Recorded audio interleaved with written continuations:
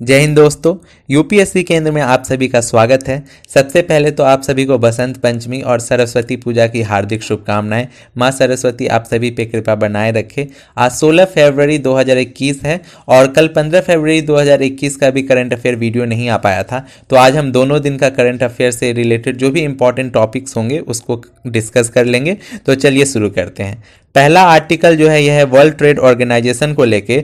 World trade organisation की पहली महिला डायरेक्टर जनरल बनी है। इससे संबंधित 3-4 फैक्ट्स हैं इंपॉर्टेंट, वो हम देख लेते हैं। जैसे कि इनका नाम है नगोजी ओकोंजो लेवेला। नाम थोड़ा डिफिकल्ट है लेकिन आप सभी याद कर लेंगे। नगोजी ओकोंजो लेवेला, इस तरह का कुछ नेमोनिक्स भी बना सकते हैं आप कि नागा है, इस तरह का कुछ। तो नगोजी ओकोंजो लेवेला नाम है और ये नाइजीरिया की है। यह भी प्रश्न याद कर सकते हैं आप कि ये कहाँ की है, तो नाइजीरिया की है।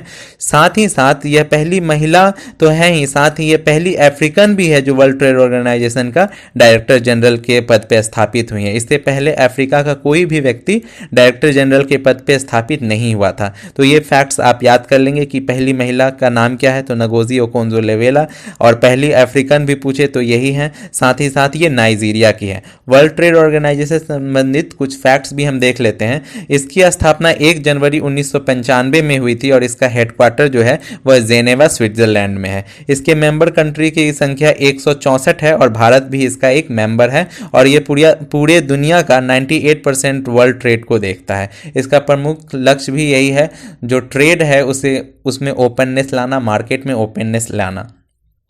अगला आर्टिकल हम देख लेते हैं। अगला आर्टिकल जो है यह है प्रोजेक्ट चिराग को लेकर। प्रोजेक्ट चिराग जो है छत्तीसगढ़ के गवर्नमेंट ने शुरू किया है। इसका मुख्य जो मकसद है वह है न्यूट्रिशन सपोर्टिव एग्रीकल्चर करना, जिसे पोषण सहायक कृषि भी कहते हैं। और यह छत्तीसगढ़ के 8 डिस्ट्रिक्ट में चलाया जाएगा और जो ये ट्राइबल एरियाज होंगे खासकर वहाँ पे ये चलाए जाएंगे। इसके लिए इसने वर्ल्ड बैंक से असिस्टेंस लिया है 100 मिलियन का। तो कुछ जो इंपॉर्टेंट फैक्चुअल क्वेश्चन बनते हैं जो एग्जाम में आ सकते हैं वो हम देख लेते हैं। सबसे पहला कि प्रोजेक्ट चिराग कहां से है, तो ये छत्तीसगढ़ से है और इसका मुख्य मकसद क्या है, तो न्यूट्रिटिव सपोर्टिव एग्रीकल्चर करना, यानी पोषण सहायक कृषि करना। कितने जिलों में इसे लागू किया जाएगा, तो 8 जिलों में। और किस एरिया में, तो ट्राइबल एरियाज में। किसके साथ मिलकर यह चलाया जाएगा प्रोजेक्ट चिराग, तो यह वर्ल्ड बैंक के साथ मिलकर चलाया जाएगा। वर्ल्ड बैंक ने कितना असिस्टेंस दिया है, तो 100 मिलियन का असिस्टेंस दिया है। इसका फुल फॉर्म भी देख लेते हैं।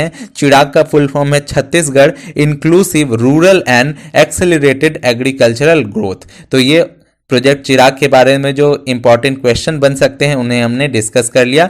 याद करने के लिए आप इस तरह भी याद कर सकते हैं कि छत्तीसगढ़ जो है यह सबसे गरीब राज्य है, जैसा कि हम जानते हैं। तो छत्तीसगढ़ में इतना गरीबी है कि हमें वहाँ चिराग जलाना पड़ेगा, और चिराग भी ऐसा वैसा नहीं, उसके लिए $100 मिलियन लग जाएंगे चिराग जलाने के लिए। और हमें कर्ज लेना पड़ेगा, कहाँ से, तो वर्ल्ड बैंक की सहायता लेनी पड़ेगी। इस तरह से आप कुछ निमोनिक्स बना के याद कर सकते हैं।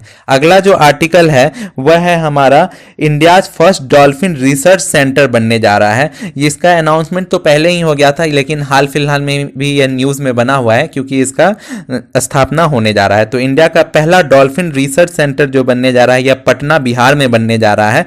इससे रिलेटेड कुछ और भी बातें हैं जो मैं बताना चाहूंगा कि इंडिया का फर्स्ट डॉल्फिन ऑब्जर्वेटरी है, यह भी बिहार के भागलपुर में बनने जा रहा है और भागलपुर में बना हुआ है और इसका नाम है विक्रमशिला गंगेटिक डॉल्फिन सेंचुरी। तो यह भी आप याद रखेंगे कि पहला डॉल्फिन रिसर्च सेंटर तो पटना में है लेकिन डॉल्फिन ऑब्जर्वेटरी या डॉल्फिन सेंचुरी बोले तो वह भागलपुर में है। ये जो गैंगेटिक डॉल्फिन होती है इससे रिलेटेड कुछ फैक्ट्स हम देख लेते हैं। यूपीएससी या अन्य स्टेट पीसीएस में क्वेश्चन रिलेटेड आ सकते हैं। तो ये जो डॉल्फिन होते हैं ये फर्स्ट शेड्यूल में होते हैं वर्ल्ड लाइफ प्रोटेक्शन एक्ट 1972 के अंतर्गत। आईयूसीएन के इंडेंजर्ड लिस्ट में है, इंडेंजर्ड में है आप याद रखेंगे, और साइट्स के अपेंडिक्स 1 में है।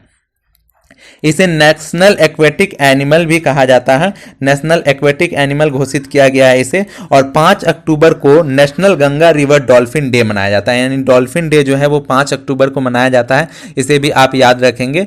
गैंगेटिक डॉल्फिन जो रहती है ये ओनली फ्रेश वाटर में रहती है और यह एक तरह का मेमाल है, यानी ये पानी के अंदर सांस नहीं ले पाती, बल्कि पानी के ऊपर आके इन्हें सांस लेना पड़ता है, और ये ब्लाइंड होती है, इसलिए इन्हें ब्लाइंड डॉल्फिन्स भी कहा जाता है।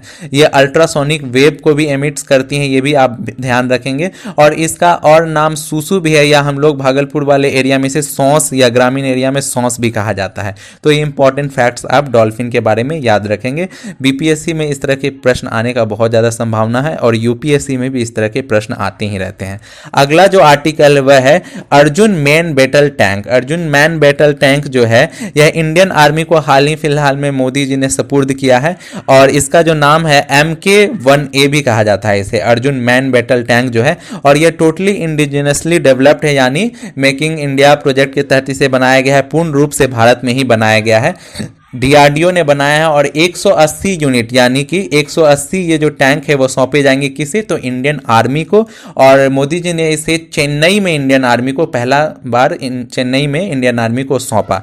तो जो इंपॉर्टेंट क्वेश्चन बनते हैं वो हम लोग देख लेते हैं। सबसे पहला कि यह किसे दिया जाएगा, भारत के किस सेना को, तो इंडियन आर्मी को दिया जाएगा। आपके दिमाग में आ सकता है कि बॉर्डर सिक्योरिटी फोर्स, अलग तरह की बातें, लेकिन आपको याद रखना है इंडियन आर्मी को दिया जाएगा। और इसे किसने सौंपा, तो मोदी जी ने। और कहां से सौंपा, किस जगह से, तो चेन्नई से। किसने इसे तैयार किया, तो डीआरडीओ ने। और इस तरह से भी रहेगा कि क्या यह टोटली इंडिजिनसली डेवलप्ड है, तो जी हाँ, यह टोटली इंडिजिनसली डेवलप्ड है।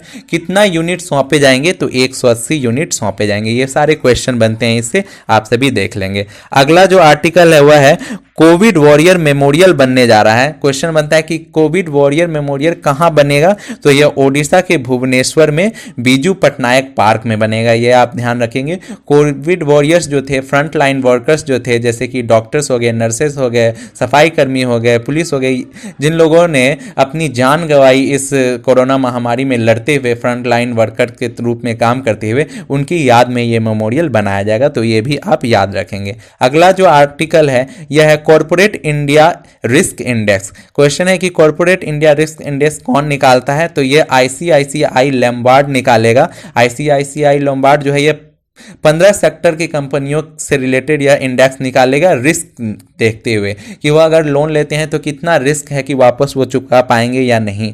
तो ये सारे आर्टिकल्स जो थे ये 15 तारीख और 16 तारीख के जो भी इंपॉर्टेंट करेंट अफेयर्स के टॉपिक थे उसे मैंने कवर करा दिया है। आप लोग इसे देखिए, एक दो बार याद करिए, वीडियो को लाइक कीजिए और शेयर कीजिए, और चैनल को सब्सक्राइब जरूर कर लीजिए।